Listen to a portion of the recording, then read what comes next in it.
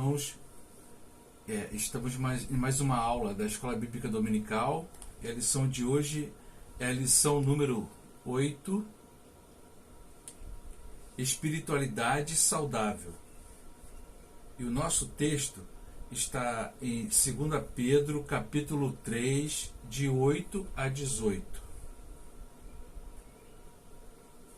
E diz assim na Bíblia: Logo, amados, não se esqueçam disto. Para o Senhor, um dia é como 1000 anos, e 1000 anos como um dia. Na verdade, o Senhor não demora em cumprir sua promessa, como pensam alguns. Pelo contrário, Ele é paciente por causa de vocês. Ou seja, também por causa, vamos falar vocês, por causa de todos nós, né? De nós humanos. Não deseja que ninguém seja destruído, mas que todos se arrependam. Contudo, o dia do Senhor virá como um ladrão. Os céus desaparecerão com terrível estrondo, e até os elementos serão consumidos pelo fogo, e a terra e tudo que nela há serão expostos. Visto, portanto, que tudo ao redor será destruído, a vida de vocês deve ser caracterizada por santidade e devoção, esperando o dia de Deus e já antecipando sua vinda. Nesse dia, Ele incendiará os céus e os elementos se derreterão nas chamas. Nós, porém, aguardamos com grande expectativa os novos céus e a nova terra que Ele prometeu, um mundo pleno de justiça. Portanto, amados, enquanto esperam que essas coisas aconteçam, esforcem-se para levar uma vida pacífica, pura e sem culpa aos olhos de Deus. E lembre-se de que a paciência de nosso Senhor permite que as pessoas sejam salvas. Foi isso que o nosso amado irmão Paulo lhes escreveu, com a sabedoria que lhe foi concedida. Ele trata dessas questões em todas as suas cartas. Alguns de seus comentários são difíceis de entender, e os ignorantes e instáveis distorcem suas cartas, como fazem com outras partes das Escrituras. Como resultado, eles próprios serão destruídos. É interessante a respeito dessa carta, né, de Pedro, falando a respeito sobre isso. Mas vamos lá. Vamos entrar dentro da lição, na página 44, que começa assim: certo professor de música, querendo ensinar a arte musical como um princípio para a vida, reuniu os seus alunos iniciantes e num quadro branco colocou vários pontos escuros e dizia que cada um deles poderia representar em nossa vida a tristeza, pandemias, dores, lágrimas, choros, sofrimentos e perdas, como se fosse um quadro parecido com esse, né? Um quadro branco. Enfim, depois então começou a traçar algumas linhas, como se elas representassem o tempo de nossa vida. No final, então, foi que colocou uma clave de sol para mostrar que representava uma pauta musical e começou a cantar: terás vida em olhar para Jesus Salvador. Dizia o professor, todo entusiasmado, que as manchas escuras de nossas vidas podem ser transformadas por Deus e assim podemos em todo tempo ter uma vida saudável, se em nossas dores for colocada uma melodia. Deus quer que tenhamos uma vida saudável, independente das circunstâncias. Quer dizer, o cristão ele não vive de acordo com as circunstâncias. Nós vivemos de acordo com as promessas de Deus. É o que nos propomos a pensar no estudo desta lição. O que é vida espiritual saudável? É uma pergunta, né? O ponto 1 ele fala: é aquela que vive a temporalidade sem perder o entendimento de que quem nos dirige não é limitado pelo tempo. Quer dizer, nós estamos vivendo o tempo presente, mas temos que nos lembrar que Deus, Ele não está preso a esse tempo presente. Ele é atemporal. E ele também dirige o tempo. É ele quem cuida do tempo. É ele que faz o tempo acontecer. Aí fala assim: amados, não ignoreis uma coisa, que um dia para o Senhor é como 1000 anos, e 1000 anos como um dia. Então, sendo assim, é por isso que Deus nunca tarda. Porque o tempo de Deus não é igual ao tempo do homem, e virá no tempo certo de Deus. Quando Pedro escreveu a epístola, os cristãos viviam a agonia que é lidar com o tempo. E aliás, até lá no livro de Atos, né, quando fala a respeito das coisas que aconteceram ali, a gente tem que entender a temporalidade daquilo dali, das coisas que aconteceram no livro de Atos, porque algumas coisas que são lidas ali, quando a gente traz para o nosso tempo, a gente tem que entender que não é bem assim. Como, por exemplo, eles repartiam todos os bens, porque eles tinham um pensamento de que Jesus já iria voltar naquele tempo. A volta de Jesus estava iminente naquele tempo. E olha que já se passaram praticamente aí mais de 2000 anos, né? Desde quando aconteceu as coisas que aconteceram no livro de Atos. Então a gente tem que passar a entender, quando a gente lê o livro de Atos, as atitudes dos irmãos que estavam ali e tudo mais. Mas vamos lá. Aí fala que Pedro escreveu a epístola aos cristãos, viviam a agonia que é lidar com o tempo. Isso trazia ansiedade e preocupações. O tema de Pedro era quando Jesus voltaria. Pedro queria que eles entendessem de forma especial como tratar e lidar com o tempo. Pedro traz uso do ensino do Salmo. Pedro traz do 90.4.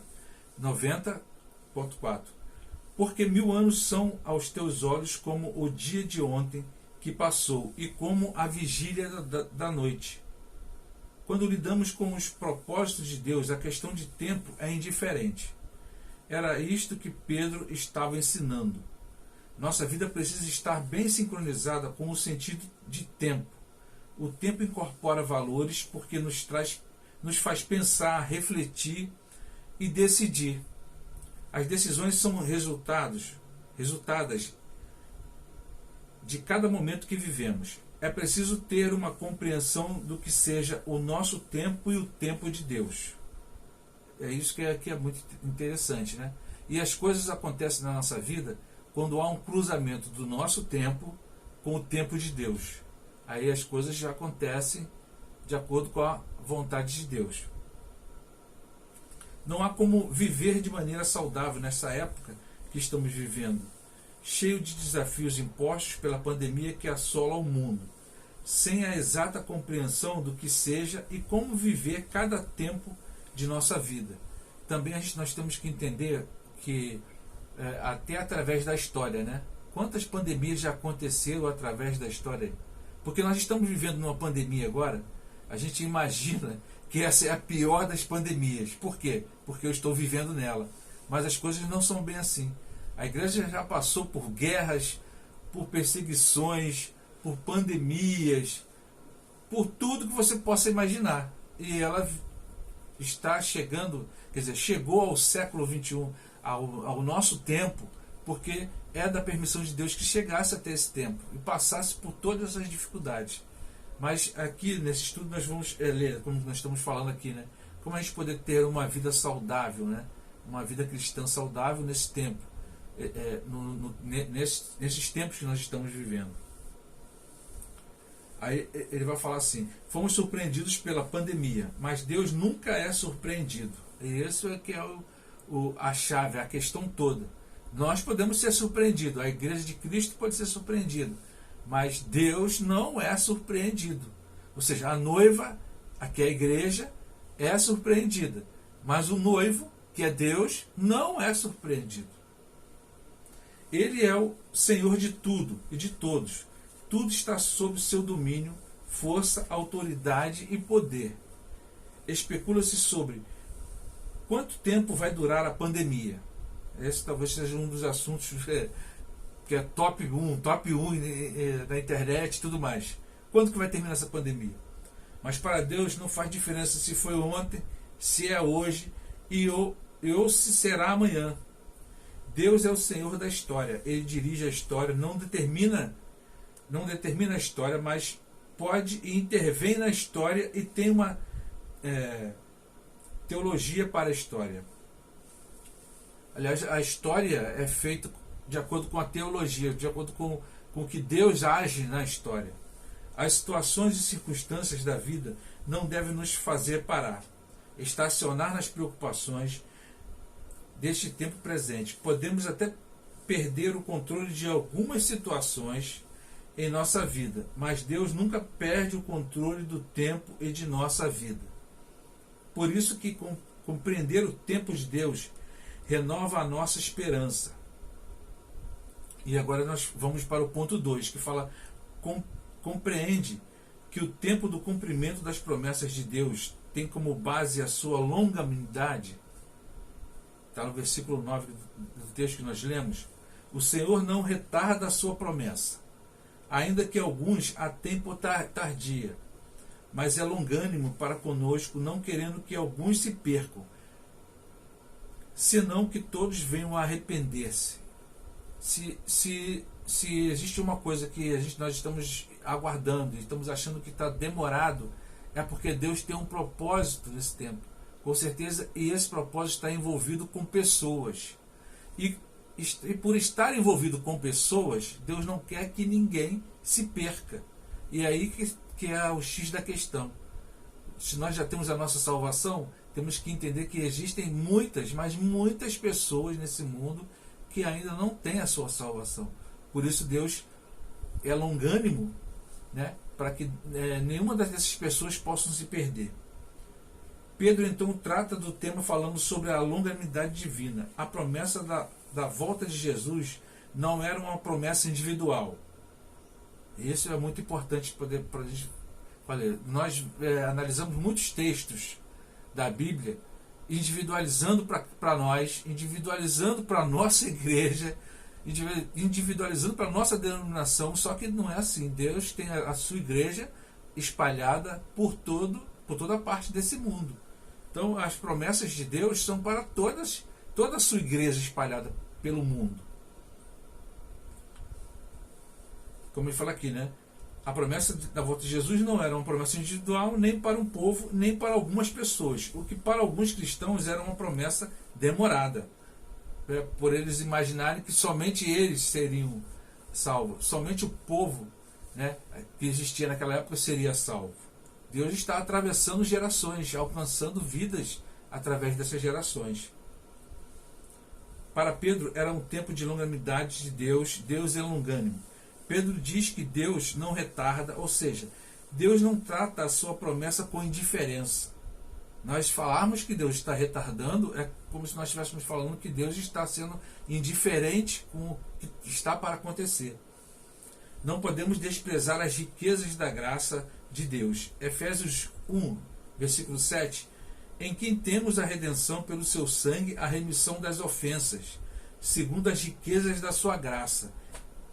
Graças a Deus é uma riqueza imensurável, né, sobre essa questão da graça sobre nós. Lidar e se situar com as promessas de Deus é um desafio para a vida saudável. Às vezes misturamos as promessas, não distinguimos as promessas pessoais, individuais e promessas gerais. Tem gente que continua insistindo em promessas que foram feitas especificamente a pessoas, a famílias, e que já se cumpriram, deixando para nós o exemplo de obediência, fé, renúncia e o ensino da fidelidade de Deus. Há promessas que foram cumpridas na vida de pessoas que estão na Bíblia, que somente foram para elas. Somente foi para aquele tempo. Somente foi para aquele povo. Isso que a gente tem que entender. E isso, para nós analisando essas promessas, sobre o que aconteceu na vida dessas pessoas ou na vida daquele povo, naquilo tem que ser de servir de obediência para nós, de fé e muitas vezes de renúncia. Pedro fala então da volta de Jesus, uma promessa geral. Claro que a volta de Jesus é uma promessa geral.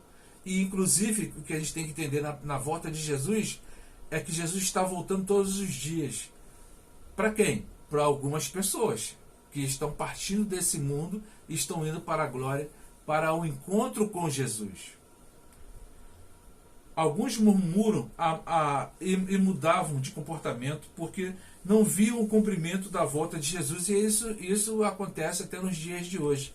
Você talvez vai ver pessoas que já estão há tantos anos na igreja, e depois você vai analisar a vida dessa pessoa, ela já abandonou a igreja. Talvez porque ela achando que a volta de Jesus não está próxima. Mas ela não sabe que a volta dela para Jesus pode estar próxima. Mas vamos lá. Mas a história é conduzida com longanimidade. Nosso Deus estende as oportunidades, estica o seu amor. Vida saudável compreende que mesmo quando queremos ver um resultado imediato, não podemos esquecer que em todo tempo Deus age com longanimidade, o que pode ser para mim dor, lágrimas, choro, tristeza, sofrimento, incerteza, enfim. Deus usa sua longanimidade em nosso favor para que tudo em suas mãos venham contribuir juntamente para o nosso bem, conforme está lá em Romanos 8, 28. E sabemos que todas as coisas, olha só, aqui não está falando algumas coisas ou somente essas coisas, aqui está falando todas as coisas contribuem juntamente para o bem daqueles que amam a Deus, daqueles que são chamados segundo o seu propósito. E se você é uma pessoa que é temente a Deus, tem a certeza de que Jesus ele é o seu Salvador, essa promessa é para você. Deus transforma minhas ansiedades e lutas em melodia. E o ponto 3 fala a respeito da renova a esperança transcendente sem perder os valores de uma vida aqui e agora. Quer dizer, está falando de coisas que nós ainda não vimos, né? Que é quando nós partimos para a glória, mas de coisas que acontecem hoje em dia. Está lá no versículo no 11 e no 14.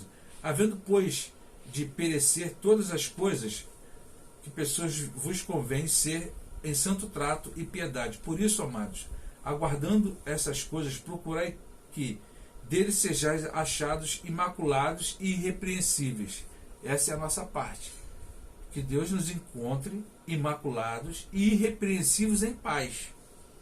O apóstolo usa algumas palavras para expressar nosso compromisso de vida saudável: santo trato, piedade, imaculados e irrepreensíveis.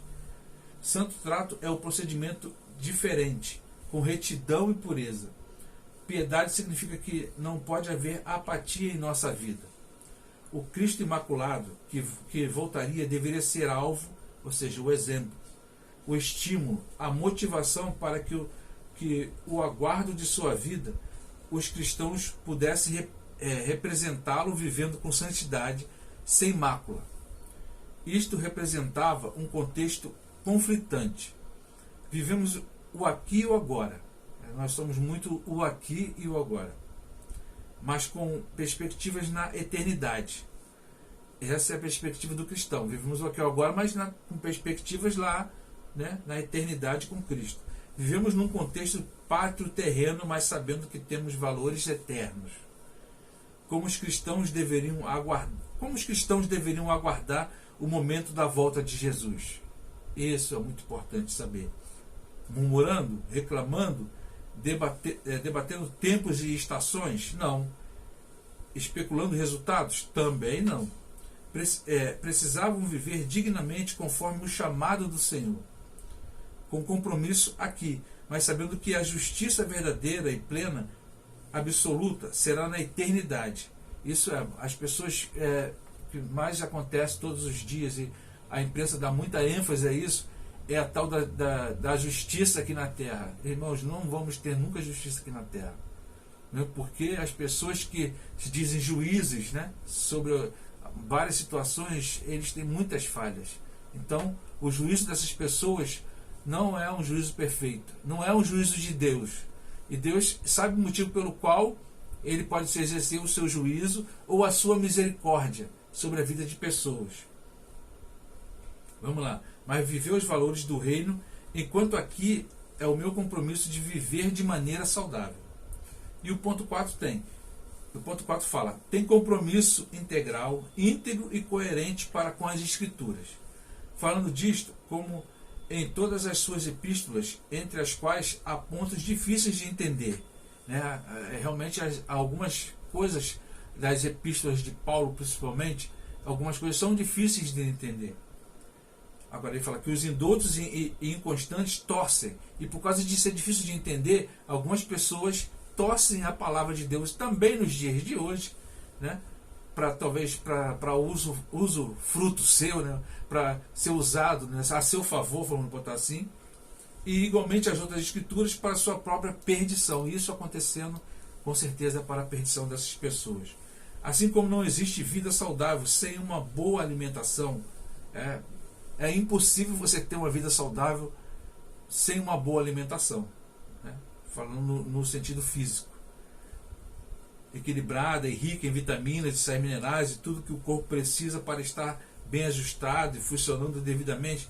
Também a vida espiritual precisa do alimento que é a palavra de Deus. A palavra de Deus é o alimento para a nossa vida espiritual. Isso é certo.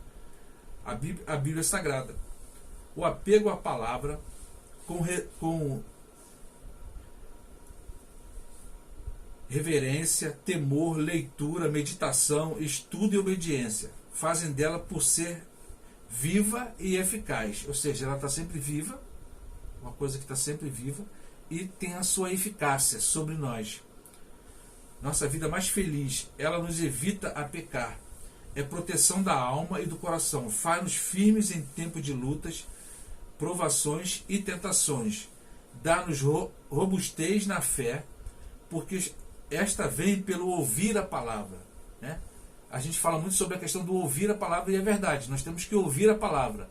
Mas tem uma questão nessa toda aí. Não é sermos somente ouvintes, mas participantes e praticantes da palavra. É isso que faz a gente crescer, né, na graça de Deus. Nos faz alegres e felizes, mesmo quando tudo ao nosso redor nos é contrário e perverso. Pedro, em meio à crise que os cristãos viviam sobre a volta de Jesus, fala também do perigo como alguns lidavam com a palavra. É preciso ter muito cuidado para que a Bíblia não seja usada com exageros emocionais, o que não é difícil de a gente ver por aí. A gente vê muitas pessoas exagerando, né, naquilo que leem sobre a palavra de Deus. Não há um raciocínio lógico, não há uma lógica em certas atitudes que as pessoas fazem, e é por isso que Paulo vai chamar algumas atitudes de cristãos de meninice. Mas vamos lá. É preciso ter muito cuidado para que a Bíblia não seja usada como exagero emocional e falácias hermenêuticas. Não é a pandemia que vai interpretar as Escrituras, mas as Escrituras que interpretam nossas experiências de vida. Essa pandemia é apenas uma vírgula na nossa história. Existiram no passado algumas vírgulas, e até a volta de Cristo vai existir muitas vírgulas. Vamos lá. De novo, não é a pandemia que vai interpretar as Escrituras, mas as Escrituras que vai interpretar nossas experiências de vida, sejam pessoais ou da humanidade. Pedro adverte, portanto, é preciso ter firmeza de fé, não permitindo ser arrastados pelo engano fraudulento. E o ponto 5 fala: sempre redireciona seu foco de vida e conhecimento na pessoa de Jesus. Está no versículo 18 do texto que nós lemos. Antes crescei na graça e conhecimento de nosso Senhor e Salvador Jesus Cristo. Quanto mais nós venhamos a crescer na graça e no conhecimento de Jesus, mais teremos vida saudável para passar pelos momentos difíceis. O mundo é cheio de informações, mas desprovido de conhecimento. Isso é a grande verdade. Isso também acontece. Eu no passado ficava imaginando assim, que as pessoas que estudam bastante, né, que têm seus mestrados, doutorados, elas deveriam ter, assim, elas deveriam dar bastante exemplo de como não agir na vida, mas eles são os primeiros a fazerem coisas erradas, muitas das vezes, podemos dizer assim. E aí a gente fica abismado com isso, porque há muito conhecimento, realmente há muito conhecimento, há muita informação, né? Mas desprovida de conhecimento. Informação quer dizer, você está informado sobre aquilo, mas não tem conhecimento profundo sobre aquilo. Como usar a sua informação? Crentes preguiçosos que não querem produzir suas meditações e reflexões, preferem os chamados enlatados, né? Repassar e compartilhar citações, mas sem uma reflexão pessoal. Tem sido a moda, claro, ainda mais nesse tempo das redes sociais, né? A gente vê muito isso acontecer. Eu recebo muitas citações bíblicas de pessoas que não dão a mínima para a Bíblia, né? Até parece que eles fazendo isso, eles vão se comprometer com as coisas de Deus, com Deus. Não é bem assim, a gente sabe. Repassar e compartilhar citações, mas sem nenhuma reflexão pessoal, tem sido a moda.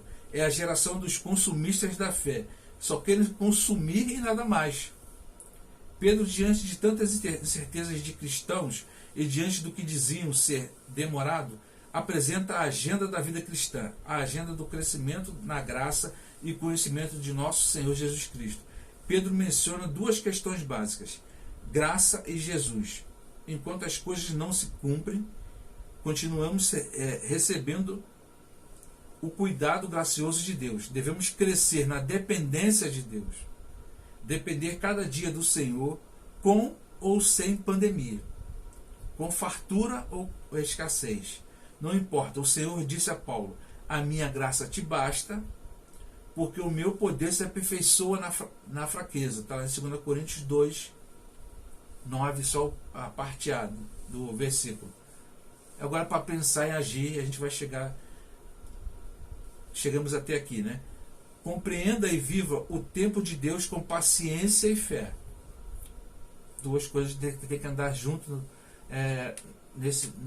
no tempo que vivemos. Paciência para aguardar o tempo certo de Deus, e fé, acreditando que esse tempo acontecerá.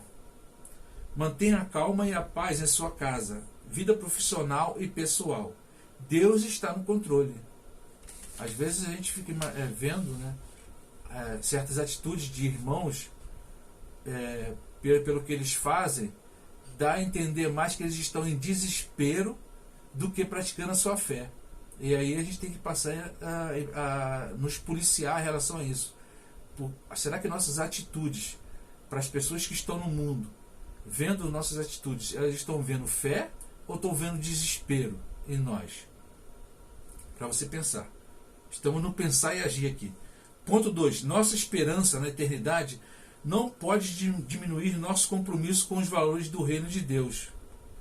Não murmure, mas compartilhe fé, coragem, confiança, resignação e esperança.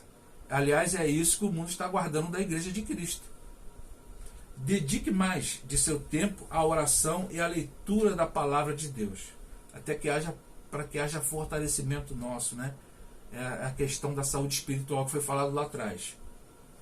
Assim fazendo, você vai viver o pós-pandemia como um crente mais forte, mais firme e cheio da graça e do conhecimento de Deus. Que o Senhor possa estar, né, aguardando de nós todas essas atitudes, né, como cristãos, confiando nele, porque temos que confiar principalmente em Deus, né, nas nossas atitudes, que o mundo possa enxergar em nós pessoas de fé, pessoas que possam transmitir o amor de Deus, que está faltando muito nesse mundo.